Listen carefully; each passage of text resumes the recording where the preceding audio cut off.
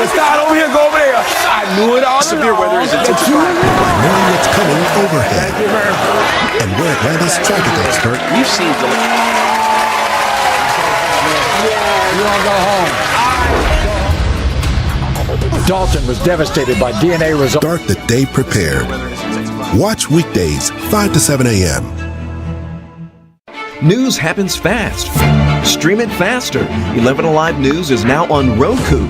Stream live newscasts. We begin tonight with breaking news. And watch on demand. We are tracking severe storms. 11 Alive News. Stream now on Roku. 11 Alive News Verify. It's where you see viral claims put under the microscope. This Facebook post is all over the internet, but is it true? Where the fight against bad information begins with your good question. Laura from Marietta asks, can this program... And where the experts read between the lies. The fine print shows this isn't real. 11 Alive News Verify, where you know what's fact and what's fiction. Watch weekdays at 5, 6, and 11 p.m. Weather can't run from the 11 Alive Thunder Truck. A mobile weather center with the power and speed to chase down the strongest storms and bring you on-the-ground conditions. The 11 Alive Thunder Truck, sponsored by Landmark Dodge. He is a character in his own self. He's just my miracle child. And I treated him like he was a miracle and that he was loved every single day. I can remember that day like it was yesterday. How could this happen? A lot of parents are burying their children. People always say black people don't do that. Yes, here's a picture. A Different Cry, now streaming on Roku and Fire TV. 11 Alive News at 11 p.m. is where you find out what's happening now across.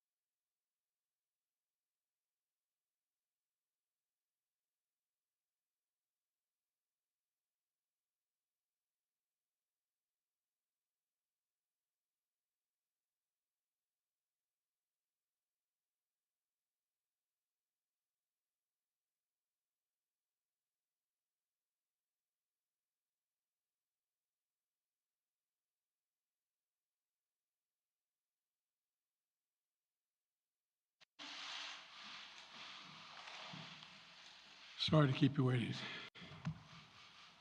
Good afternoon. The Russian military has begun a brutal assault on the people of Ukraine. Without provocation, without justification, without necessity, this is a premeditated attack. Vladimir Putin has been planning this for months, as we've been saying all along. He moved more than 175,000 troops, military equipment, and positions along the Ukrainian border. He moved blood supplies into position and built a field hospital, which tells you all you need to know about his intentions all along. He rejected every good faith effort the United States and our allies and partners made to address our mutual security concerns through dialogue to avoid needless conflict and avert human suffering. For weeks, we have been warning that this would happen. And now it's unfolding largely as we predicted. In the past week, we've seen shelling increase in the Donbass, a region in eastern Ukraine controlled by Russian-backed separatists.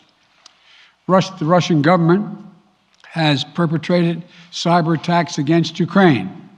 We saw a staged political theater in Moscow, outlandish and baseless claims that Ukraine was about to invade and launch a war against Russia, that Ukraine was prepared to use chemical weapons, that Ukraine committed a genocide, without any evidence We saw a flagrant violation of international law in attempting to unilaterally create two new so-called republics on sovereign Ukrainian territory.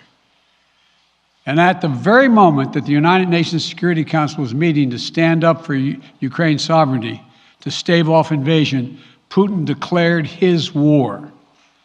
Within moments, missile strikes began to fall on historic cities across Ukraine. Then came the air raids, followed by tanks and troops rolling in. We've been transparent with the world. We've shared declassified evidence about Russia's plans and cyber attacks and false pretexts so that there could be no confusion or cover-up about what Putin was doing. Putin is the aggressor. Putin chose this war, and now he and his country will bear the consequences. Today, I'm authorizing additional strong sanctions and new limitations on what can be exported to Russia. This is going to impose severe cost on the Russian economy, both immediately and over time. We have purposely designed these sanctions to maximize the long-term impact on Russia and to minimize the impact on the United States and our allies. And I want to be clear, the United States is not doing this alone. For months, we've been building a coalition of partners representing well more than half the global economy.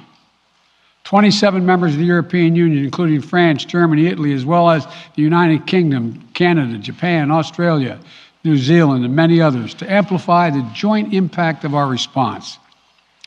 I just spoke with the G7 leaders this morning, and we're in full and total agreement. We will limit Russia's ability to do business in dollars, euros, pounds, and yen to be part of the global economy. We'll limit their ability to do that. We're going to stunt the ability to finance and grow the Russian military. We're going to impose major, and we're going to impair their ability to compete in high-tech 21st century economy. We've already seen the impact of our actions on Russia's currency and the ruble, which early today hit its weakest level ever in history. The Russia stock market plunged today. The Russian government borrowing rate spiked by over 15%. In today's actions, we've now sanctioned Russian banks that together hold around $1 trillion in assets. We've cut off Russia's largest bank, a bank that holds more than 1/3 of Russia's banking assets by itself, cut it off from the U.S. financial system. And today, we're also blocking 4 more major banks. That means every asset they have in America will be frozen. This includes VTB, the second largest bank in Russia, which has $250 billion in assets. As promised, we're also adding the names to the list of Russian elites and their family members that we're sanctioning as well. As I said on Tuesday, these are people who personally gain from the Kremlin's policies, and they should share in the pain. We will keep up this drumbeat of those designations against corrupt billionaires in the days ahead. On Tuesday, we stopped the Russian government from raising money from U.S. or European investors. Now we're going to apply the same restrictions to Russia's largest state-owned enterprises, companies with assets that exceed $1.4 trillion. Some of the most powerful impacts of our actions will come over time as we squeeze Russia's access to finances and technology for strategic sectors of its economy and degrade its industrial capacity for years to come. Between our actions and those of our allies and partners, we estimate that we'll cut off more than half of Russia's high-tech imports. It will strike a blow to their ability to continue to modernize their military. It'll degrade their aerospace industry, including their space program. It'll hurt their ability to build ships, reducing their ability to compete economically. And it will be a major hit to Putin's long-term strategic ambitions. And we're preparing to do more. In addition to the economic penalties we're imposing, we're also taking steps to defend our NATO allies, particularly in the East. Tomorrow, NATO will convene a summit. We'll be there to bring together the leaders of 30 allied nations and close partners to affirm our solidarity and to map out the next steps we will take to further strengthen all aspects of our NATO alliance. Although we provided over $650 million in defensive assistance to Ukraine just this last year, let me say it again. Our forces are not and will not be engaged in the conflict with Russia in Ukraine. Our forces are not going to Europe to fight in Ukraine, but to defend our NATO allies and reassure those allies in the East. As I made crystal clear, the United States will defend every inch of NATO territory with the full force of American power. And the good news is, NATO is more united and more determined than ever. There is no doubt that the United States and every NATO ally will meet our Article 5 commitments, which says that an attack on one is an attack on all. Over the past few weeks, I ordered thousands of additional forces to Germany and Poland as part of our commitment to NATO. On Tuesday, in response to Russia's aggressive action, including its troop presence in Belarus and the Black Sea, I've authorized the deployment of ground and air forces already stationed in Europe to NATO's eastern flank allies, Estonia, Latvia, Lithuania, Poland, and Romania. Our allies have also been stepping up, adding the other allies, the rest of NATO, adding their own forces and capabilities to ensure collective defense. And today, within hours of Russia's unleashing its assault, NATO came together and authorized and activated an activation of response plans. This will enable NATO's high readiness forces to deploy and when and where they are needed to protect our NATO allies on the eastern boundaries of Europe. And now I'm authorizing additional U.S. force capabilities to deploy to Germany as part of NATO's response, including some of the U.S.-based forces that the Department of Defense placed on standby weeks ago. I've also spoken with Defense Secretary Austin and Chairman of the Joint Chiefs, General Milley, about preparations for additional moves should they become necessary to protect our NATO allies and support the greatest military alliance in the history of the world, NATO. As we respond, my administration is using the tools, every tool at its disposal to protect American families and businesses from rising prices at the gas pump. You know, we're taking active steps to bring down the cost, and American oil and gas companies should not exploit this moment to hike their prices to raise profits. You know, in our sanctions package, we specifically designed to allow energy payments to continue. We are closely monitoring energy supplies for any disruption. We've been coordinating with major oil producing and consuming countries toward our common interest to secure global energy supplies. We are actively working with countries around the world to elevate collective release from the strategic petroleum reserves of major energy consuming countries. And the United States will release additional barrels of oil as conditions warrant. I know this is hard and that Americans are already hurting. I will do everything in my power to limit the pain the American people are feeling at the gas pump. This is critical to me. But this aggression cannot go unanswered. If it did, the consequences for America would be much worse. America stands up to bullies. We stand up for freedom. This is who we are. Let me also repeat the warning I made last week. If Russia pursues cyber attacks against our companies, our critical infrastructure, we are prepared to respond. For months, we've been working closely with the private sector to harden their cyber defenses, sharpen our ability to respond to Russian cyber attacks as well. I spoke last night to President Zelensky of Ukraine, and I assured him that the United States, together with our allies and partners in Europe, will support the Ukrainian people as they defend their country. We'll provide humanitarian relief to ease their suffering. And in the early days of this conflict, Russia propaganda outlets will keep trying to hide the truth and claim success for its military operation against a made-up threat. But history has shown, time and again, how swift gains in territory eventually give way to grinding occupations, acts of mass civil disobedience, and strategic dead ends. The next few weeks and months will be hard on the people of Ukraine. Putin has unleashed a great pain on them, but the Ukrainian people have known 30 years of independence, They've repeatedly shown that they will not tolerate anyone who tries to take their country backwards. This is a dangerous moment for all of Europe, for the freedom around the world.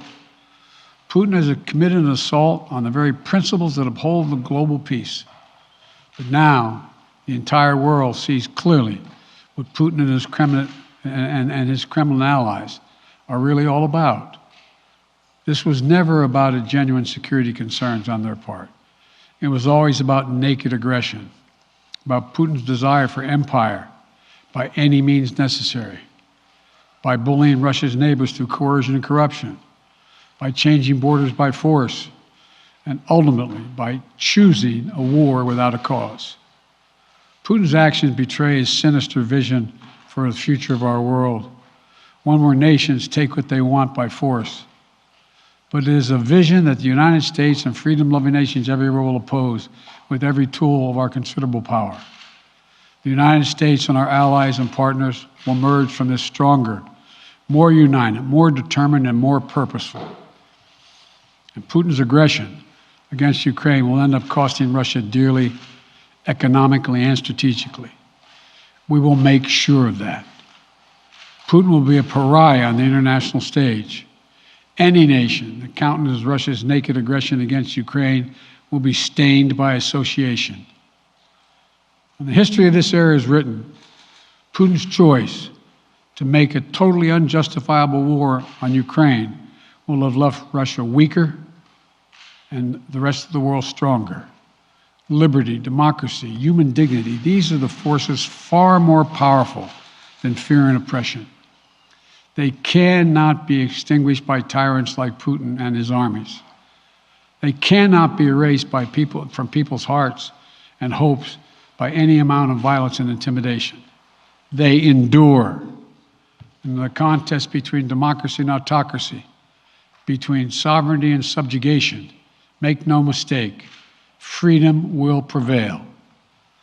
God bless the people of a free and democratic Ukraine, and may God protect our troops. Mr. President. Associated Press, Zeke. Speak with President Putin at this point, and what interactions have you had with the Russian government? I heard the first part. Do I have any plans to speak with Putin at this point, and what? What communications have you had with the Kremlin as far as military operations in Ukraine and making sure this does not spiral into a larger conflict? Well, it's a large conflict already. The way we're going to ensure it's not going to aspire to a larger conflict is by providing all the forces needed in the Eastern European nations that are members of NATO. NATO is more united than it's ever been, and I have no plans to talk with Putin. Wall Street Journal, Tarina. Mr. President, you didn't mention SWIFT in your sanctions that you announced. Is there a reason why the U.S. Isn't doing that? Is there a disagreement among allies regarding SWIFT and whether Russia should be allowed to be a part of it? The sanctions that we've proposed on all their banks have of equal consequence, maybe more consequence than SWIFT, number one. Number two, it is always an option, but right now that's not the position that the rest of Europe wishes to take. Cecilia Vega, ABC. Sir, sanctions clearly have not been enough to deter Vladimir Putin to this point. What is going to stop him? How and when does this end? And do you see him trying to go beyond Ukraine? And a second question I'll just give to you now. This statement that he gave last night, the threat that he gave, the West will face consequences greater than any you have faced in history. Is he threatening a nuclear strike? I have no idea what he's threatening. I know what he has done, number one. And number two, no one expected the sanctions to prevent anything from happening. It has to show, this is going to take time, and we have to show resolve. So he knows what's coming. And so the people of Russia know what he's brought on them. That's what this is all about. This is going to take time. It's not going to occur. He's going to say, oh my God, these sanctions are coming, I'm going to stand down. He's going to test the resolve of the West to see if we stay together, and we will. We will, and it will impose significant costs on him. Will he go beyond Ukraine, sir? Do you see him going beyond? Yes.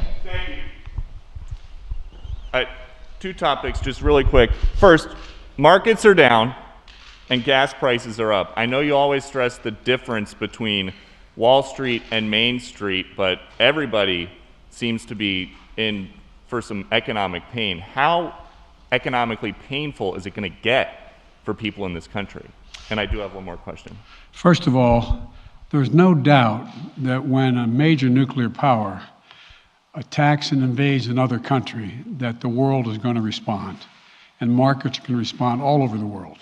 So there's no doubt about that, number one. Number two, the notion that this is going to last for a long time is highly unlikely as long as we continue to stay resolved in imposing the sanctions we're going to impose on Russia, period. What's the next question? I'm sorry.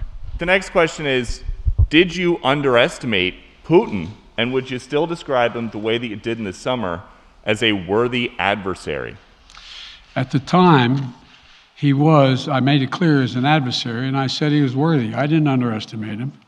And I've read most of everything he's written. Did you read I shouldn't, I'm not being a wise guy.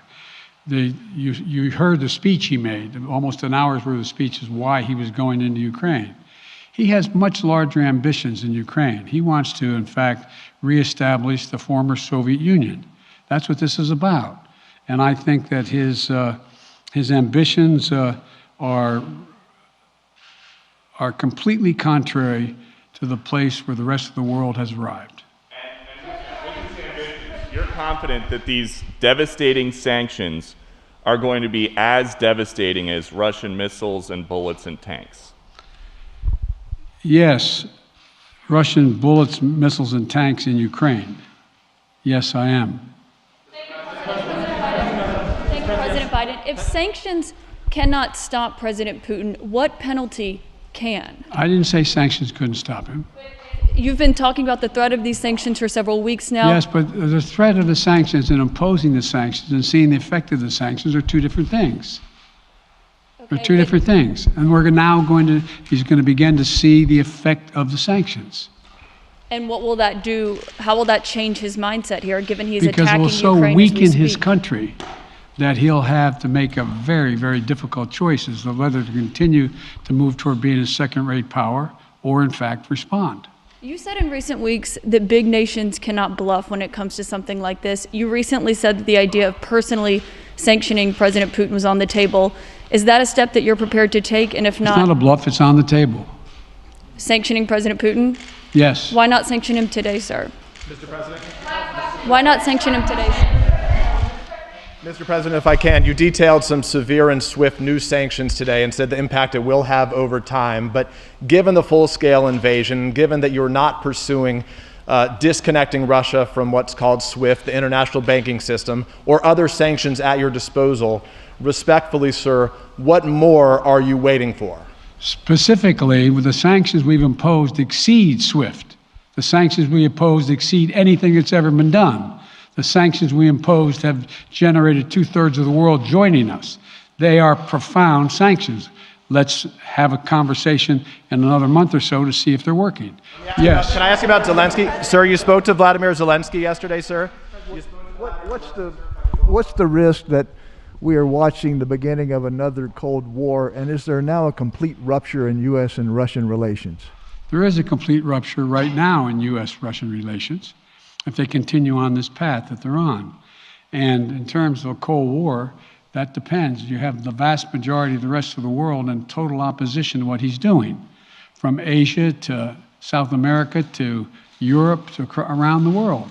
And so it's going to be a cold day for Russia. The idea, you don't see a whole lot of people coming to his defense.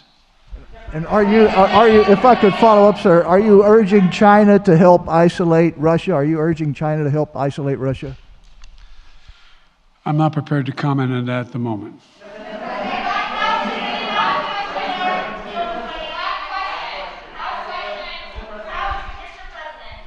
Wait, no. Yeah. No. He's had his hand up a long time. Thank you, Mr. President. How concerned are you that Putin wants to go beyond Ukraine into other countries, and the U.S. will have to get involved if he moves into NATO countries? Well, if he did move into NATO countries, he will be involved. We will be involved. The only thing that I'm convinced of is if we don't stop now, he'll be emboldened. If we don't move against him now with these significant sanctions, he will be emboldened. And look, you know, well, anyway. And can you talk anything more about your conversation? Mr. President,